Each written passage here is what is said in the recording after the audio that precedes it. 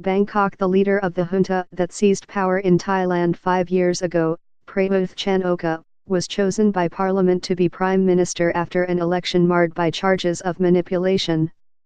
Mr. Prayuth, a former general who held the title of prime minister during the years of military rule, won by a combined vote of 500 to 244 in the House of Representatives and Senate.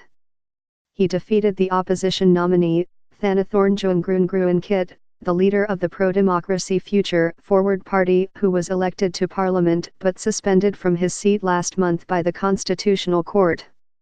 Mr. Prayuth, who is not a member of parliament, chose not to address the joint session.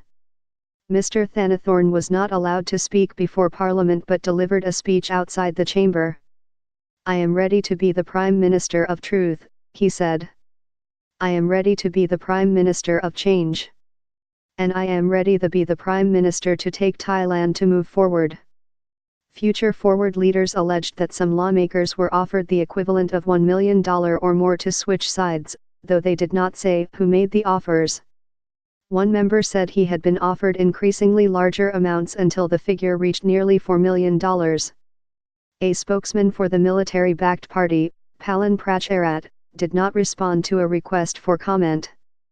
Given that the military appointed all 250 members of the Senate, Parliament's upper house, Mr. Prayuth's thin edge in the 500-member lower house suggests he is likely to face substantial opposition there from pro-democracy forces in the coming months. For Mr. Prayuth, an autocratic ruler who wielded absolute authority as head of the military's National Council for Peace and Order, leading a multi-party, coalition government will be an adjustment. To get the votes to become prime minister, he had to agree to appoint cabinet ministers from allied parties. And for the first time, he may now be held to account by an elected lower house with a sizable opposition bloc. "This will be different than over the past 5 years," said Porawich Watanasuk, a research fellow at the independent King Prachadipak's Institute in Bangkok. "In the military regime, he had sole power. This time, we had an election and he has to share power." Thailand, a constitutional monarchy, has a long history of military coups and rewritten constitutions. The junta seized power in 2014, led by Mr. Prayuth, then a general, after months of paralyzing street protests in Bangkok by the followers of two rival political factions that are aligned today with the Democrat Party and the Pheu Thai Party. The junta adopted an interim constitution, which gave the head of the regime absolute power over all branches of government. For years, Thailand was the only country in the world ruled solely by a military regime until April, when Sudan's president was toppled in a military coup.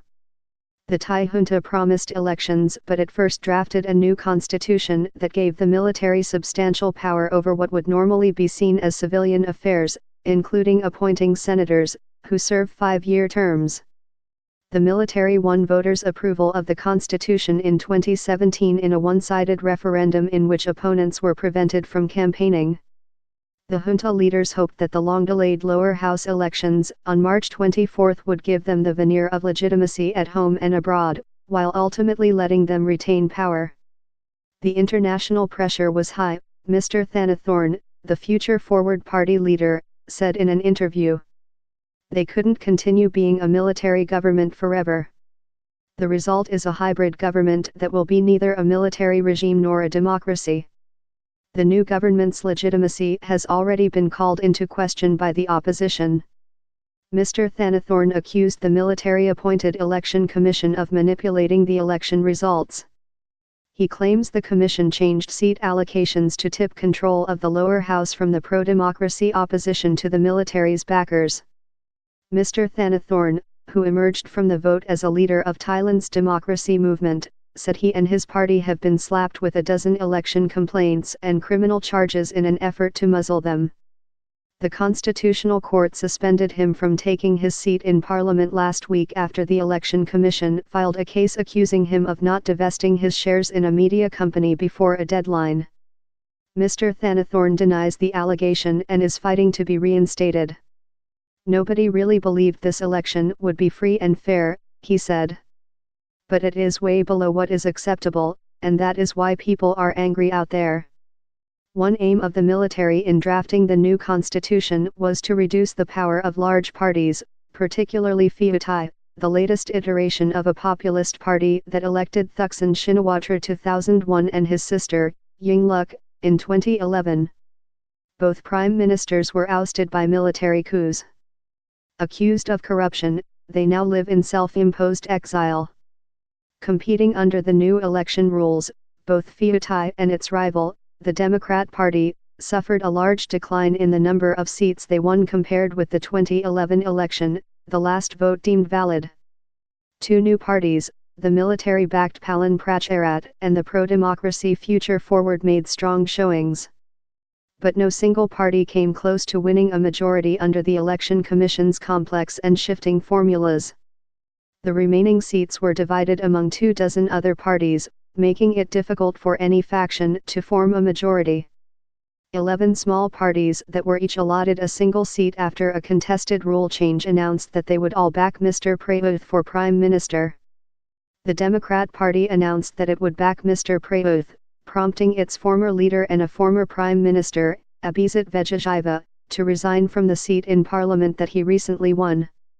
He had promised during the campaign that the party would not support the junta leader. In seeking the legitimacy that an election could bring, the military must give up some of its power, at least on paper, said Mr. Purawich, the research fellow. When Mr. Prayuth takes office as the elected Prime Minister, the National Council on Peace and Order will cease to exist as the ruling body and his unilateral control of the government will end. In the new era, Mr. Prayuth is likely to be the leader of a fragile coalition government, with numerous parties seeking to advance their interests amid the prospect of parliamentary gridlock. One outcome could be the early dissolution of Parliament and new elections, Mr. Purawich said. In an opinion article published in the New York Times a day after the election, former Prime Minister Thaksin accused the junta of rigging the election and questioned whether Thai voters or other nations would see Mr. Prayuth's government as legitimate. People in office are supposed to come and go while the system remains, he wrote. This military government is ready to destroy the system simply to keep its people in power.